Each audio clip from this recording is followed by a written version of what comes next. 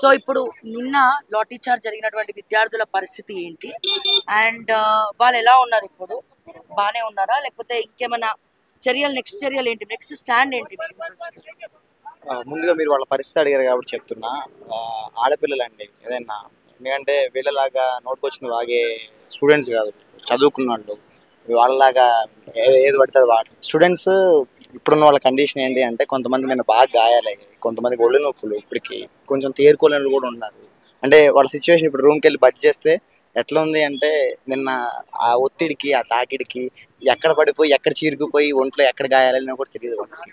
అలాంటి దుర్పరిస్థితి. అసలు ఆ ఫొటోస్ అవన్నీ కూడా చూస్తే చూస్తే ముళ్ళంతా వార్తలే ఇంత ఉంటదండి. ఇప్పుడు మీరు ఇంటర్వ్యూ చేసుకున్నారు కదా, ఇంత ఉంటది. నవమి అని మా ప్రీవియస్ ప్రెసిడెంట్, ఓకే ఆమెని చిన్నపిల్ల, ఆమెను పట్టుకొని నలుగురు జుట్టు పట్టుకుని ఒకళ్ళు, మెడ పట్టుకొని ఒకళ్ళు తీసుకొని వెళ్తా ఉండి, ఇంకొకళ్ళు ప్యాంట్లు చినిగిపోయేలాగా కాళ్ళు గుంజడం. పోలీస్ కూడా చాలా తక్కువ మంది ఉన్నారు నిన్న. ఆడపిల్లకు ఇచ్చే సెక్యూరిటీ ఏంటంటే వీళ్ళు ఇచ్చేది. ఆమె ఎంత హృదయ విదారకం ఉంటుంది తెలుసా మీకు ఆ వీడియో చూస్తున్నప్పుడు. ఎందుకంటే వాళ్ళు ఇక్కడ 5 సంవత్సరాలు ఉండి 10 సంవత్సరాలు ఉండి నేల కోసం వీటి కోసం ప్రొటెస్ట్ చేసేవాళ్ళు. మేము చాలా శాంతియుతంగా చేస్తున్నాం నిన్న ప్రొటెస్ట్ కూడా. ఎవరి మీద కొంచెం కించిత్ గాయం కూడా కాదు చేసింది. మేము వెళ్ళి అబ్జర్వ్ చేస్తాం. ఎందుకంటే నేల మాది కాబట్టి. మీకు అంతగా కావాలి అనుకుంటే ప్రభుత్వం రేవంత్ రెడ్డికి కానీ ఇంకెవరికైనా ఈ గుంటనక్కలకి, అసలైన గుంటనక్కలకి ఏమైనా కావాలనుకుంటే ముందు సర్వే జరగనియండి. మా నేల ఎక్కడ ఉందో అంతవరకు గీసుకున్న తర్వాత అసలు ఈ నేలని, ఇంత ఎన్విరాన్మెంట్ ఉన్న నేలని, ఇంత ఫారెస్ట్ ఉన్న నేలని ఆగం చేయడానికి గుండె ఎట్లా వస్తుంది వీళ్ళకి? లిఖిత్ గారు, ఇంకోటి ఏంటంటే లోపల మాకున్నటువంటి ఇన్ఫర్మేషన్ ప్రకారము కొంతమంది ప్రహారీ గోడను కూడా పగలు కొట్టేసి లోపల ఎన్రోల్మెంట్ అంటే టెంపుల్స్ కడుతున్నారు కావాలని అని చెప్పి కూడా కొద్దిగా ఇన్ఫర్మేషన్ ఉంది. వాస్తవమైన టెంపుల్స్ ఏమైనా కట్టినారా? లోపల టెంపుల్స్ ఉన్నాయా? అంటే కొన్ని బిలీఫుల్ గా ఎట్లా చెప్పాలంటే, నాకు ఐడియా ఉన్నంత వరకు ఏం లేదు. కానీ మీరు చెప్తున్నట్లు ఈ వాల్ రూయినింగ్ అనేది అయితే ఉంది. ఎందుకంటే వాళ్ళ స్వార్థపూరిత చర్య అనేది జరగాలి అనుకున్నప్పుడు కొంత డిమాలిషన్ కూడా కావాలి కాబట్టి ఆ వాల్ డిమాలిషింగ్ అయితే ఉంది. కొన్ని చోట్ల అక్కడక్కడ బిలీఫ్ స్ట్రక్చర్ గా టెంపుల్స్ అయితే ఉన్నాయి క్యాంపస్ లో. ఇప్పుడు ఈ 400 ఎకరాల్లో అసలు ఏమి కూడా చెట్లు లేవు, అసలు ఏమి జీవరాశులు లేవు, అసలు చెరువులు లేవు, ఏం లేవని చెప్పి వీళ్ళు చెప్తా ఉన్నారు. డైరెక్ట్ క్యాంపస్ కి రాగానే అక్కడ మీకు గబ్బిలాలు కనపడతాయి. సరే, గబ్బిలాలు మీ పాయింట్ ఆఫ్ వ్యూలో అవి జీవరాశులు కాదనుకున్నప్పుడు లోపలికి వెళ్ళంగానే మీరు ఇట్లా వెళ్ళంగానే మీకు పీకాక్స్ అరుపు వినిపిస్తూ ఉంటాయి. పొద్దున్నే కోడి కూతలాగా ప్రశాంతంగా అలా వెళ్తా ఉంటుంటే రోడ్డు మీద ఎప్పుడైనా భయపడతా వెళ్తాం. ఎందుకంటే జింకలు ఏమైనా ఉన్నాయి. ఎందుకంటే జింకలు ఈ జీవితంలో మన ప్రపంచంలో చాలా తక్కువ ఉన్నాయి. జింకలు ఎక్కడైనా వెళ్తా ఉన్నప్పుడు కోలాహలంగా ఉంటది. జింకలు ఎక్కడ ఉన్నాయి, ఎక్కడో వెళ్ళి చార్మినార్ దాటిపోయి జూ పార్క్కి వెళ్ళాల్సి వస్తుంది. ఇక్కడికి వెళ్తే మాకు ప్రశాంతంగా జింకలు చూస్తాం. పొద్దున్నే ప్రశాంతత, నెమలి గానాలు అన్నప్పుడు వాటిని చూసినప్పుడు. ఫెదర్స్ నా రూమ్ లో ఇన్ని ఉంటాయి. ఇప్పటికి నేను కలెక్ట్ చేసుకున్న ఫెదర్స్ ఇన్ని ఉంటాయి రూమ్ లో. అవే కాదు, మేము చూడకుండా ఉండి చాలా ఉన్నాయి. మాతో పాటు పందులు, అయితే మనం అడవి పందులాగా ట్రీట్ చేసే కొన్ని ఉంటాయి. అవన్నీ మాతో కలిసిపోయినట్లే ఉంటాయి. ఇంకా అటు మాకు పికాక్ లేకుంది, బఫెలో లేకుంది, ఇటు చెక్ డ్యామ్ ఉంది. వాటర్ రిసోర్స్ చాలా బాగుంటుంది యూనివర్సిటీలో. అంటే మనం ఊర్లలో చేయాలనుకునే కొన్ని విషయాలు ఉంటాయి కదా, అవి క్యాంపస్ లో కూడా చూసుకోవచ్చు. ఫిషింగ్ లాంటివి, ఒక మంచి విలేజ్ అట్మాస్ఫియర్ ఉంటుంది మాకు. అట్లాంటి వాళ్ళు గుంటనక్కలు ఉంటాయి అది అని చెప్పేసి నోటుకొచ్చిన వాళ్ళు మాట్లాడటం అనేది అది సెన్స్ లేకపోవడం. ఇంకో చీఫ్ మినిస్టర్ నుంచి అట్లాంటి ఒక డైలాగ్ నేను ఎక్స్పెక్ట్ చేయగలను. అది చదువుకున్నారు కదా వాళ్ళు. మీ అల్యూమిని స్టూడెంట్స్ ఏం మాట్లాడలే? మీరు ఎప్పుడు ఎవరిని కూడా కలవలేదా? బట్టి విక్రమార్క గారిని కానీ నెల రోజుల నుంచి ఇష్యూ నడుస్తుంది కదా. నేను యాక్చువల్ గా బట్టి నియోజకవర్గం నుంచే. అది కూడా ఉందా?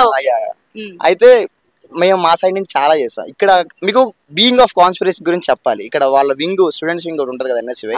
వీళ్ళు ఇక్కడ పోర్ట్రే చేసేది మేము ప్రొటెస్ట్ చేస్తున్నాం, యూనివర్సిటీని కాపాడుకుంటా ఉన్నాం, మా ల్యాండ్ మాది, 400 ఎకరాలు మాది అని చెప్పేసి వీళ్ళు పైన కనపడతారు. వాళ్ళేమో నోరు మెదపరు. పాయింట్ ఎక్కడి నుంచి రావాలి అంటే, ఇదంతా ఒక కుట్టు వేసినట్టు నడుస్తున్న చర్య. అడ్మినిస్ట్రేషన్ అక్కడ నోరు మోస్తుంది, ఇక్కడ ఈ స్టూడెంట్ వింగ్ నోరు మోస్తుంది, అక్కడ వాళ్ళు నోరు మోస్తారు. జరిగేదంతా జమీందారీ వ్యవస్థ. అది. సో నెక్స్ట్ స్టెప్ ఏంటి మీది లిఖిత్ గారు? మీ స్టూడెంట్స్ ఇప్పుడు మీరు బయటికి రావద్దు, మిమ్మల్ని భయపెట్టాలి అని చెప్పి కేసులు పెట్టడము, లాఠీ చార్జీలు చేయడము, లోపల వేయడము, అదంతా కూడా మొత్తం నిన్న విధ్వంసకాండ అయింది. నెక్స్ట్ ఏంటి ఇప్పుడు? మీకు దిక్కెవరు? హెచ్సియుకి దిక్కెవరు? అండ్ మీ ఫ్యాకల్టీ ఏం చెప్తుంది?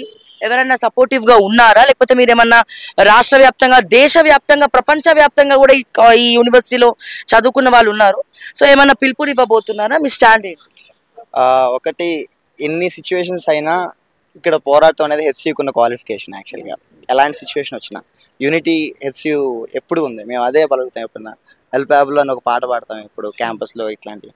సో మేము కోరుకునేది ఏంటి అంటే, ఇప్పుడు నడుస్తుంది బయట వాళ్ళు. ఇప్పుడు నేను కేటీఆర్ కానీ ఇంకొకళ్ళు కానీ మా అల్యూమినస్ కానీ వాళ్ళు పోస్టులు రాస్తూ ఉన్నారు, సోషల్ మీడియాలో రాస్తూ ఉన్నారు. సో అవి చూసైనా ఈ ప్రభుత్వం సిగ్గు తెచ్చుకొని ఇప్పుడు ఈ ఇల్లీగల్ డిమాలిషింగ్ లేకపోతే ఆ స్క్రాపింగ్ ఏదైతే ఉందో అది ఆపేసి మాకు ఆ పట్టా భూమి ఇవ్వాలి. అదొకటి మేము కోరుకునేది. ఇంకోటి ధిక్కరించాల్సిన అపోజిషన్ ఏదైతే ఉందో ఖచ్చితంగా ధిక్కరించాలి. నిన్న మేము ఈ అరెస్ట్ అవ్వగానే కొంత మేము విన్నది ఏంటి అంటే, అపోజిషన్ వచ్చారు పోలీసుల మీద విరుచుకుపడి మాట్లాడారు అని చెప్పేసి మేమైతే విన్నాం.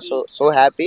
అలాంటిది మాకు రాష్ట్ర వ్యాప్తంగా కాదు, దేశవ్యాప్తంగా మీరు అంటే ఇంటర్నేషనల్ దాకా మాకు ఈ సపోర్ట్ ఉంటే మేము చాలా ఈజీగా గెలుస్తాం. బీజేపీ స్టాండ్ ఏంటి? బీజేపీ వాళ్ళు ఎవరైనా అప్రోచ్ అయ్యారు మిమ్మల్ని ఇప్పటిదాకా? ఇందాక ఆమె యూనియన్ మెంబర్ చెప్పింది కదా, అదే నా ఆన్సర్ కూడా. అంతే, అంతే. అంత ఏం అనిపించలేదు అనుకుంటా వాళ్ళ సైడ్ నుంచి. అంత బలంగా ఉంటే ఇది ఇంత జరగదు, ఇంకా రసవత్తరంగానే ఉండిద్దేమో నేను అనుకుంటా. లెఫ్ట్ పాలిటిక్స్ అన్ని బాగానే నడుస్తున్నాయి ఇప్పుడు, మేము రాష్ట్ర వ్యాప్తంగా చూస్తూనే ఉన్నాం. అది. అండ్ ముఖ్యంగా లిఖిత్ గారు, అండ్ మిమ్మల్ని ఎక్కువ ఇబ్బంది పెట్టదలుచుకోలేదు. సో ఏంటంటే కాంగ్రెస్ ప్రభుత్వం, ఈ ప్రభుత్వం వచ్చినప్పటి నుంచి ఫస్ట్ డ్యామేజ్ అయిన యూనివర్సిటీ ఏంటి అంటే రాజేంద్ర నగర్ అగ్రికల్చర్ యూనివర్సిటీ. మీకు ఐడియా ఉందో లేదో, 100 years నుంచి పెంచిన మొక్కలు, దివ్య ఔషధాలు, 100 acres లో ఉన్నటువంటి బయోడైవర్సిటీ పార్క్ మొత్తం కూడా ధ్వంసం చేసి హైకోర్టుకి తీసుకెళ్లి కట్టబెట్టినారు. అప్పుడు గొడవ పడ్డారు, అక్కడ విద్యార్థుల మీద లాఠీ చార్జ్ జరిగింది, తర్వాత వాళ్ళని బెదిరించినారు, ఎవరు కూడా బయటికి రావట్లేదు. అండ్ ఇప్పుడు ఓయూ ఉస్మానియా యూనివర్సిటీ సాక్షిగా ఓయూలో ఆంక్షలు పెట్టినారు. అక్కడ అసలు ఫుడ్డే చాలా దారుణంగా ఉంది. సో వాళ్ళ బాధలు వాళ్ళకునే అడుగుతున్నందుకు ఆంక్షలు పెట్టినారు. ఇప్పుడు నెక్స్ట్ హైదరాబాద్ సెంట్రల్ యూనివర్సిటీ మీద పడ్డారు. సో ఇప్పుడు మిమ్మల్ని కూడా బెదిరిస్తే ఈ ఇష్యూ సైలెంట్ అయిపోతుందా, లేకపోతే ఇంకా ఉద్రిక్తం చేస్తారా? సో ఎటువంటి పరిస్థితులు ఉంటాయి? అండ్ ఇదే ముఖ్యమంత్రి ఏమన్నాడంటే, నాకు ప్రత్యేకమైనటువంటి మార్క్ ఉంటుంది విద్యాశాఖలో, విద్యని అద్భుతంగా అన్ని యూనివర్సిటీని తీర్చిదిద్దుతా డెవలప్ చేస్తా అని చెప్పి అన్నాడు అనమాట. సో దీన్ని ఉద్దేశించి మీరు ఏం మాట్లాడతారు? మంచి ఇంగ్లీష్ ఒక 5 నిమిషాలు సక్రమంగా ఇంగ్లీష్ మాట్లాడమండి. ఎందుకంటే బయట మన నిర్వాహకాలన్నిటిని ఎక్స్పోజ్ చేయాలి కదా. అండ్ 5 నిమిషాలు మంచిగా స్పష్టంగా కొంచెం ప్రోలఫిక్గా ఇంగ్లీష్ మాట్లాడుకుంటే ఎంత డెక్స్టరిటీ ఉండాలంటే ఈ క్యాంపస్ స్టూడెంట్స్ కూడా అరే ఇట్లాంటి ఒక ఇంటలెక్చువల్ మనల్ని పాలిస్తుంది అని ఈ క్యాంపస్ తెలుగు విద్యార్థులు కానీ ఆయన చూసేవాళ్ళు కానీ రోల్ మోడల్గా ఫీల్ అవ్వాలి. ఆయన అనుకుంటే సరిపోదు. ఎందుకంటే ఆయనకున్నదే ఫస్ట్ భూత పురాణం. ఆయన నోరు తెరిస్తే భూతపాలన ఒకటి స్టార్ట్ అయితే మాట తీరు ఉండదు, చదువుకొని మూర్ఖుల్లాగా మాట్లాడతాడు. సో మేము అనేది ఏంటి అంటే, మీరు అడిగిన క్వశ్చన్ ఒక ప్రీవియస్ ఒకసారి చెప్పండి, నేను క్లారిటీగా ఒక ఆన్సర్ ఇస్తాను. ఇప్పుడు మన యూనివర్సిటీలు అన్ని కూడా కాంగ్రెస్ ప్రభుత్వం రాగానే డెవలప్ చేస్తాను ఇదే ముఖ్యమంత్రి చెప్పినాడు. సో డెవలప్ చేస్తాను అనుకుని ఏదో వైస్ ఛాన్సలర్ కూడా వేయడం జరిగింది. కానీ అన్ని యూనివర్సిటీలను డ్యామేజ్ చేసుకుంటూ వస్తా ఉన్నారు కదా. సో దీని మీద ముఖ్యంగా మీ అభిప్రాయం ఏంటి? హెచ్సియూస్ చెప్పండి, మిమ్మల్ని కూడా భయపట్టిస్తే నెక్స్ట్ మీ యాక్షన్ ప్లాన్ ఏంటి? ఒకసారి కెమెరా మీరు అక్కడ చూస్తే not an inch more, not an inch అదే మా not an inch more, not an inch back. వెనకాడికి వేసేది లేదు. హెచ్సియుకున్న బలమే, హెచ్సియు స్టూడెంట్స్ గొంతేసుకొని కాదు, ఆ వైఖరే మా బలంగా ఉంటది. ఎప్పుడైనా పోలీస్ వాళ్ళు ఏమైనా చేసుకోండి, ఎందుకంటే బ్రూటాలిటీ అనేది వాళ్ళ బ్లడ్ లో ఉండని, వాళ్ళ డ్యూటీలో ఉండని. మాది శాంతియుత పోరాటం. హెచ్సియు ప్రతిదానికి అందులో చాలా ప్రధాన పాత్ర వహిస్తూ ఉంటది. సో అడుగు వెనకేసేది లేదు, ఎప్పుడైనా ముందుకే. మీ తల్లిదండ్రుల పరిస్థితి ఏంటి ఇప్పుడు ఈ వార్తలన్నీ కూడా న్యూస్ లో చూసి? ఎందుకు చెప్తున్నానంటే మొన్న పృథ్వీరాజ్ గారు మీకు తెలిసే ఉంటారు. పృథ్వీరాజ్ అన్న రౌండ్ టేబుల్ మన ప్రెస్ మీట్ పెట్టినప్పుడు ఒక అమ్మాయి గురించి చెప్పడం జరిగింది. అప్పటి వరకు తెలియదు. ఆ అమ్మాయి Group 2 అంటే పోస్టు పెంచాలని చెప్పి అశోక్ నగర్ లో రోడ్డు మీద కూర్చొని నిరసన చేస్తే ఇదే పోలీసులు ఆమెను ఎంబడబడి చేజ్ చేసి తీసుకుపోయినారు. ఆ అమ్మాయి చదువు మాన్పించేసి ఆమెని తీసుకెళ్ళిపోవడం జరిగింది. వాళ్ళ తల్లిదండ్రులు తీసుకెళ్ళిపోయిన తర్వాత ఆమె మానసిక క్షోభ అనుభవించలేక తను చనిపోవడం జరిగింది. Very bad to hear. యాక్చువల్గా అన్న చెప్పే వరకు ఎవరికి కూడా తెలీదు.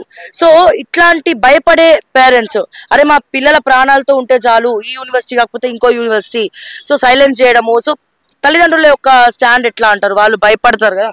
యా, అది ఉంటది. కానీ మా సైడ్ మా పేరెంట్ అమ్మ ఒకతే ఉంది. అమ్మ ఏమంటది అంటే, నువ్వు జాగ్రత్త, ఎందుకంటే అమ్మే అంటది ఎప్పుడైనా, నువ్వు కూర్చోడానికి ఒక నేల, చదువుకోవడానికి ఒక నేల లేనప్పుడు నువ్వేం చదువుకుంటావని. సో అమ్మ చెప్పింది. మా అమ్మే ఏం చదువుకొని మా అమ్మే అట్లా అన్నప్పుడు మా క్యాంపస్లో ఎట్లుంటారు స్టూడెంట్స్? సో పోరాటం అనేది అన్నిత్యం జరగాల్సిందే కాబట్టి మా సైడ్ నుంచి పేరెంట్స్ భయపడొచ్చు కానీ మేము కన్విన్స్ చేయగలుగుతున్నాం ఎలాంటి సిచ్యువేషన్. మా అమ్మ చెప్పినట్టే నేను కూడా నలుగురికి ఆన్సర్ చెప్పాల్సి వస్తుంది. మా ఫ్రెండ్స్ ఎవరైనా అడిగినప్పుడు ఇట్లా రావాలా వద్దా, ఇంటి దగ్గర ఇట్లా బాధపడుతున్నారు భయపడుతున్నారు అన్నప్పుడు ఇదే సమాధానం చెప్పండి. ఎందుకంటే నేలం అన్నది దీనికోసం మనం కొట్టలేకపోతే ఇంక బయట నుంచి ఎవరు రారు. ఎందుకంటే రాబందులే రాష్ట్ర ప్రభుత్వంలో ఉన్నప్పుడు మనం తిరగబడాల్సిన అవసరం ఉందని చెప్పేసి చెప్పుకుంటా ఉన్నాం. Yes, very good stand. మీరు ఏమవుదాం అనుకుంటున్నారు, అంటే ఏ డిపార్ట్మెంట్ లో ఉందాం అనుకుంటున్నారు? అంటే నాకు ఈ ప్రభుత్వాల మీద పెద్ద నమ్మకం లేదు. సో రైటింగ్ ఈజ్ మై, నేను తెలుగు డిపార్ట్మెంట్ నుంచి. సో రచన నాకు బాగా ఇష్టం, మల్టీలింగ్వల్ ఆస్పెక్ట్స్ నాకు బాగా ఇష్టం, బాగా చదువుకుంటా ఉంటా. సో ఇలా నాది ఫస్ట్ జనరేషన్ డిగ్రీ. సో ఈ యూనివర్సిటీ సీట్ తెచ్చుకోవడం కూడా మామూలు విషయం కాదు. అదే ఆ కష్టం కూడా వీళ్ళకి తెలియదు కాబట్టి మా పోరాటాలు అర్థం కావట్లేదు వీళ్ళకి.